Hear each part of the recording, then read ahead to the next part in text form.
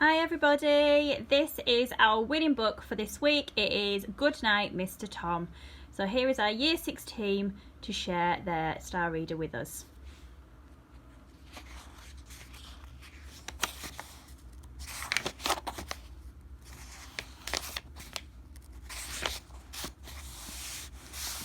Chapter 1, Meeting.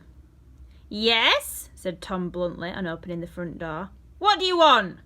A harassed middle-aged woman in a green coat and felt hat stood on his step. He glanced at the armband on her sleeve. She gave him an awkward smile. I'm the billeting officer for this area, she began. Oh yeah? And what's that got to do with me? She flushed slightly. Well, Mr. Oakley. Thomas Oakley. Ah, thank you, Mr. Oakley. She paused and took a deep breath. Mr. Oakley, with the declaration of war imminent. Tom waved his hand. I knows all that. Get to the point. What do you want? He noticed a small boy at her side. It's him I've come about, she said. I'm on my way to your village hall with the others. What others? She stepped to one side. Behind the large iron gate which stood at the end of the graveyard were a small group of children. Many of them were filthy and very poorly clad. Only a handful had a blazer or coat. They all looked bewildered and exhausted. One tiny, dark-haired girl in the front was hanging firmly onto a new teddy bear. The woman touched the boy at her side and pushed him forward. There's no need to tell me, said Tom. It's obligatory and it's for the war effort. You are entitled to choose your child, I know, began the woman apologetically. Tom gave a snort. But, she continued, his mother wants him to be with someone who's religious or near a church. She was quite adamant. Said she would only let him be evacuated if he was. Was what? Asked Tom impatiently. Near a church. Tom took a second look at the child. The boy was thin and sickly looking, pale with limp sandy hair and dull grey eyes. His name's Willie, said the woman. Willie, who had been staring at the ground, looked up. Round his neck, hanging from a piece of string, was a cardboard label. It read, William Beach. Tom was well into his 60s, a healthy, robust, stockily built man with a head of thick white hair. Although he was of average height, in Willie's eyes he was a towering giant with skin like coarse, wrinkled brown paper and a voice like thunder. He glared at Willie. You'd best come in, he said abruptly. The woman gave a relieved smile. Thank you so much, she said, and she backed quickly away and hurried down the tiny path towards the other children. Willie watched her go. Come on in, repeated Tom harshly. I ain't got all day. Nervously, Willie followed him into a dark hallway. It took a few seconds for his eyes to adjust from the brilliant sunshine he had left to the comparative darkness of the cottage. He could just make out the shapes of a few coats hanging on some wooden pegs and 2 pairs of boots standing below. Suppose you best know where to put your things, muttered Tom, looking up at the coat rack and then down at Willie. He scratched his head. Bit high for you. I'd best put it in a low peg. He opened a door on his left and walked into the front room, leaving Willie in the hallway still clutching onto his brown carrier bag. Through the half-open door he could see a large black cooking range with a fire in it and an old threadbare armchair nearby. He shivered. Presently Tom came out with a pencil. You can put that old bag down, he said gruffly. You ain't going no place else. Willie did so and Tom handed him the pencil. He stared blankly up at him. Go on, said Tom. I told you before, I ain't got all day. Now make a mark so as I know where to put a peg, see? Willie made a faint dot on the wall beside the hem of one of the large coats. Make a nice big one so I can see it clear like. Willie drew a small circle and filled it in. Tom leaned down and peered at it. Neat little chap, ain't you? Give me a mackintosh and I'll put it on top of mine for now. With shaking fingers, Willie undid his belt and buttons, peeled off the mackintosh and held it in his arms. Tom took it from him and hung it on top of his greatcoat. He walked back to the front room. Come on, he said. Willie followed him in. It was a small, comfortable room with 2 windows. The front one looked out on the graveyard and the other to a little garden at the side. The large black range stood solidly in an alcove in the back wall, a thick dark pipe curving its way upwards through the ceiling. Stretched out beneath the side window were a few shelves filled with books, old newspapers and odds and ends, and by the front window stood a heavy wooden table and 2 chairs. The fladstone floor was covered in a faded crimson, green and brown rug. Willie glanced at the armchair beside the range and the objects that lay on top of the small wooden table behind it. A pipe, a book, and a baccy jar. Put that stool up by the fire and I'll give you something to eat. Willie made no movement. Go on, sit down, boy, he repeated. You got wax in your ears. Willie pulled a small wooden stool from the corner and sat down in front of the fire. He felt frightened and lonely.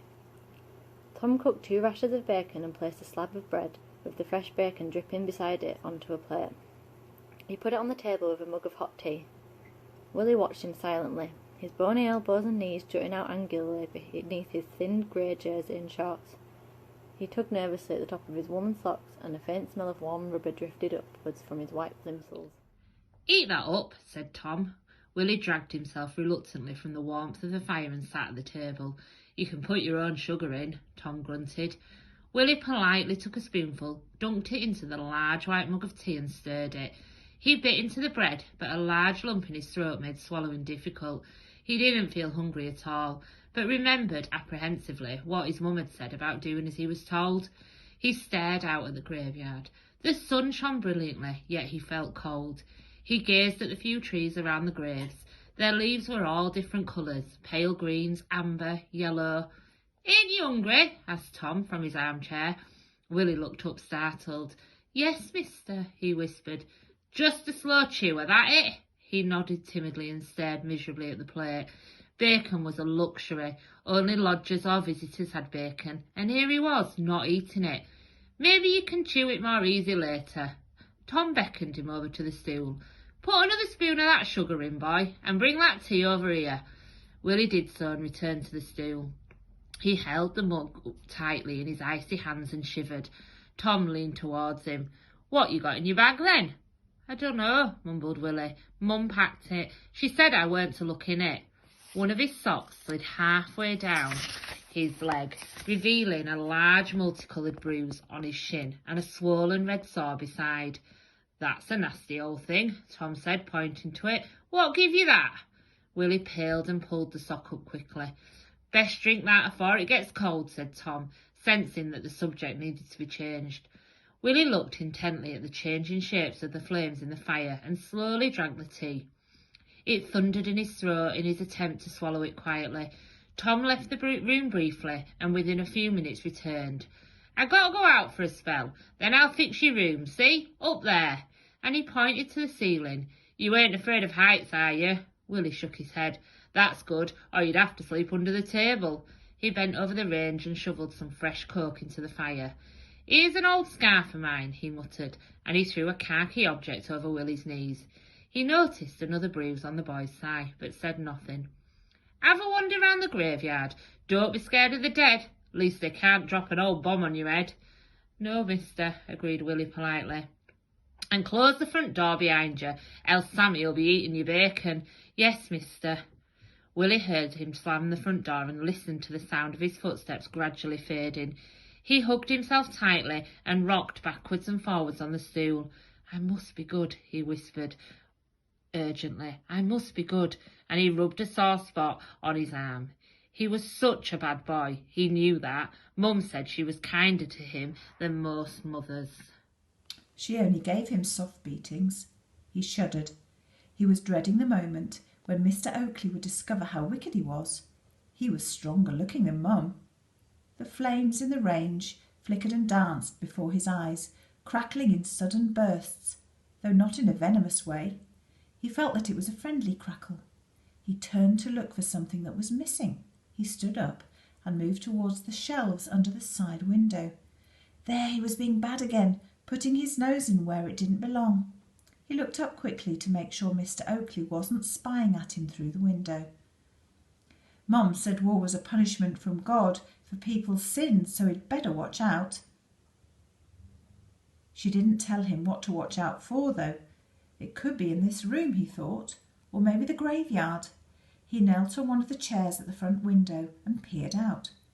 Graves didn't look so scary as she'd made out, even though he knew he was surrounded by dead bodies. But what was it that was missing? A bird chirruped in the garden. Of course, that was it. He couldn't hear traffic and banging and shouting. He looked around at the room again. His eyes rested on the stool where the woolen scarf lay. He'd go outside. He picked it up and wrapping it round his neck, he went into the hall and closed the front door carefully behind him. Between him and the graveyard lay a small flat garden. Along the edge of it were little clusters of flowers. Willie stepped forward to the edge where the garden ended and the graveyard began. He plunged his hands deep into his pockets and stood still for a moment.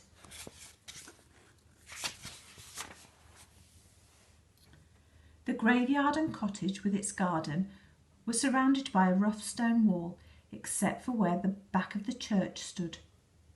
Green moss and wild flowers sprang through the grey stonework. Between the graves lay a small, neat flagstoned pathway down the centre. It broke off in two directions, one towards a large gate on the left where the other children had waited, and one leading to the back entrance of a small church to his right. A poplar tree stood in the far corner of the graveyard near the wall with the gate, and another near Mr. Oakley's cottage by the edge of the front garden. A third grew by the exit of the church, but the tree which caught Willie's attention was a large oak tree. It stood in the centre of the graveyard by the path, its large well-clad branches curving and hanging over part of it. He glanced down at a small stone angel near his feet and began to walk around the gravestones. Some were so faded he could barely see the shapes of the letters. Each grave had a character of its own. Some were well tended with a little vase of flowers on top, as if they were perched upon a tablecloth.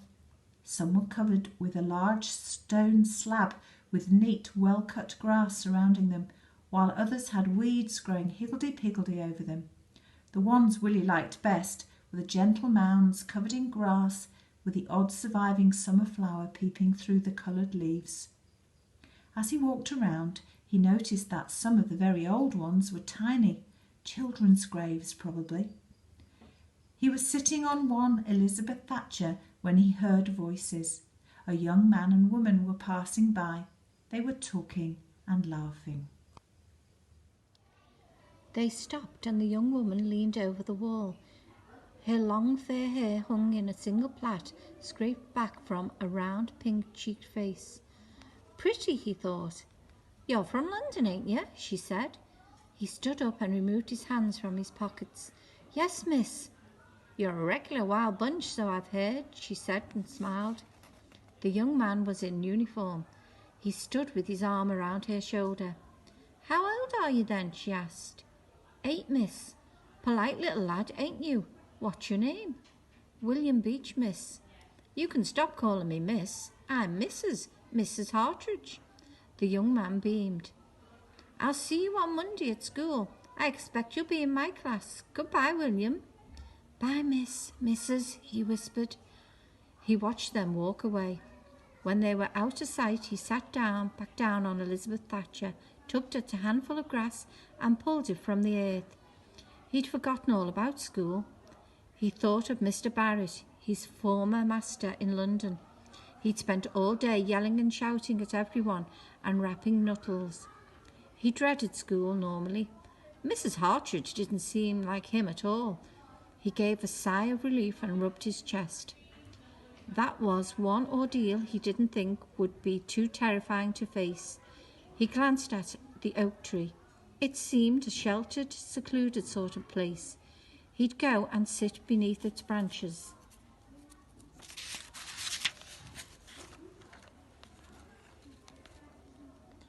As he walked towards it, he tripped over a hard object. It was a tiny gravestone hidden by a clump of grass. He knelt down and pushed the grass to one side to look at it. He pulled away at it, plucked it out in great handfuls from the soil. He wanted to make it so that people could see the stone again. It looked forgotten and lost. It wasn't fair that it should be hidden. He became quite absorbed in his task until he heard a scrappling noise. He turned. Sniffing and scratching among the leaves at the foot of the tree was a squirrel. He recognised its shape from pictures he had seen, but he wasn't prepared for one that moved. He was terrified and remained frozen in a crouched position. The squirrel seemed quite unperturbed and carried on scuffling about in the leaves, picking up nuts and tidbits with its tiny paws. Willie stayed motionless, hardly breathing. He felt like the stone angel. The squirrel's black eyes darted in a lively manner from place to place. It was tiny, light grey in colour, with a bushy tail that stuck wildly in the air as it poked its paws and head into russets and golden leaves. After a while, Willie's shoulders relaxed and the gripping sensation in his stomach subsided a little. He drilled his toes gingerly inside his plimsolls. It seemed as though he had been crouched for hours, although he couldn't have been more than 10 minutes. The little grey fellow didn't seem to scare him as much. He began to enjoy watching him. A loud, sharp barking suddenly disturbed the silence. The squirrel leaped and disappeared.